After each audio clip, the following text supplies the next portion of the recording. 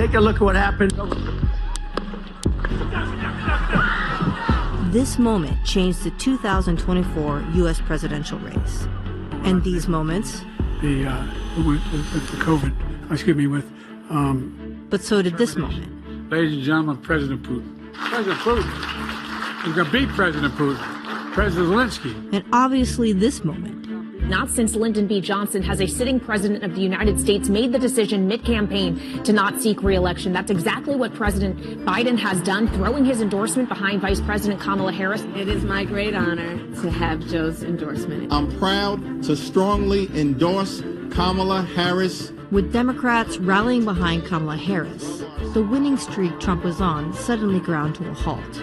And Trump, a twice-impeached convicted felon, who was also found liable for sexual abuse, now finds himself facing off against a former prosecutor and attorney general.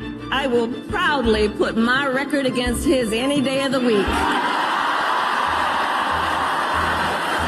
The Trump campaign have really tried to lash Biden and Harris together. They would essentially run the same playbook with Harris. Despite the fact that the U.S. economy is booming, that inflation is coming down, that the stock market has hit record highs this year, Americans are still angry about the state of the economy. They're resentful of inflation and high prices. They don't see those falling, and it's very clear that they blame Joe Biden for the state of affairs. His White House was the people who coined the term Bidenomics. There's been tons of bright spots. The unemployment rate is low. Wages have risen. They've done things like fix roads and bridges. They've brought broadband to more communities. I mean, there are just a ton of wins, but they have a very hard time communicating those wins. Certainly, there are going to be tens of millions of Americans that are motivated by concerns over abortion, over the environment, over immigration, over just having Donald Trump back in the White House. But with swing state voters, I think that message, it definitely resonates, but not as much as other things. I proudly accept your nomination for President of the United States. Part of Trump's appeal with voters has been his transformative effect on the Republican Party. Trump has remade the Republican Party in his own image. It's almost like he's God to the Republican Party. And I would say in the wake of the assassination attempt, it's even more so. Where Trumpism differs from kind of traditional Reagan-style conservative is that it's far more populist, not necessarily in terms of policy, but rhetorically it's become more anti-Wall Street, more anti-rich. And you can see the way that that resonates with the enormous rally crowds that Trump gets, despite the fact that he has a wealthy, privileged background as a Manhattan developer. Enough was enough! If you see the kind of wild pageantry of the convention with pro wrestlers and Kid Rock, it's clear kind of visually and policy-wise that this is just an entirely different Republican Party that reflects and revolves around Donald Trump and what he wants it to be. It's really been a mix of, luck, but also just having a good operation and a well-oiled machine this time. It's much different than the teams around him in 2016 and 2020. A lot of the fringe characters like General Michael Flynn or Steve Bannon, Roger Stone, they're still around and they still have access to Trump, but they are not actually running things. Susie Wiles and Chris LaCivita, the two people atop Trump's campaign, are seasoned Republican professionals. They're not kind of weird figures from the MAGA media universe. Every Republican professional who wants to advance in that party understands that they need to work for Trump. They need to be in Trump's good graces. Trump is really an isolationist. He has long thought that Republicans should not get involved in policing the world. You have to remember that Republicans got Americans into the Iraq War. I was part of a team from Bloomberg Business Week that went down to Mar-a-Lago a few weeks ago for an exclusive interview with Donald Trump. And one thing he said was that he did not think that the U.S. needed to be an insurance policy for Taiwan anymore. He said that they stole the chips business from the U.S. He loves tariffs. He doesn't love sanctions, so I think he could pull down the sanctions for Russia. Trump's foreign policy and rhetorical populism aside, as president, he did achieve some long-term goals for the GOP, starting with the Supreme Court. Conservatives have been engaged in a multi-decade-long effort to take control of the federal judiciary, and they've now succeeded all the way up to the level of the Supreme Court.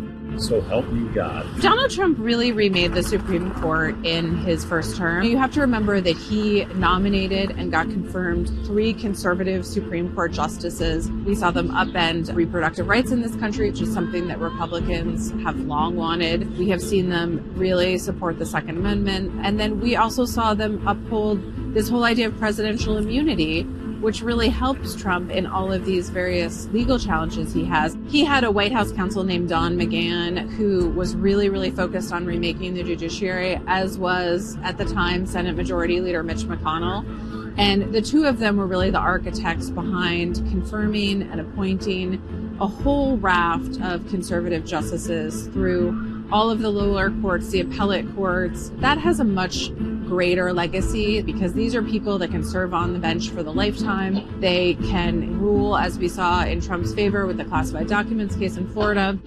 Trump appointees on the courts are threading the needle of the Republican agenda. We saw that most particularly with this decision on the Chevron case. It had to do with whether or not the federal agencies are able to make policy, and it means that these agencies can't make these rules and regulations as easily. That is a huge achievement for the Republican policy agenda. The GOP agenda is whatever Trump wants the agenda to be. And from everything we know about Trump, it means higher tariffs around the globe. It means draconian immigration restrictions, deportations. It means loosening of regulations. It means more drilling for oil and energy domestically. We want growth in our country. That's what's going to pay off our debt. Another Trump priority would be making his tax cuts, which mostly helped corporations and the wealthy, permanent. It's an idea that's widely popular with Republicans, even though, according to the Congressional Budget Office, it would add billions to the already ballooning federal debt. Trump is very eager to extend his 2017 tax cuts, and he wants to cut the corporate tax rate even further from 21% to 20%. That's the official policy proposal put out by his campaign. He told Bloomberg Businessweek he'd like to bring them down to 15%. It's something Trump cares a lot about. It's something that the business people in his ear want him to do. The prospect of corporate tax cuts has spurred prominent business figures to make hefty donations. We've really seen donors come out in full force for Trump. And I would say the most prominent of those is Elon Musk. But honestly, a lot of the billionaires were already moving in the direction of Trump. If you look at the pattern of Trump's fundraising, it had been going really poorly for most of 2024. Trump is a rich guy with a big ego who doesn't like asking people for money. The big thing that changed that was Trump's conviction on 34 felony counts in Manhattan.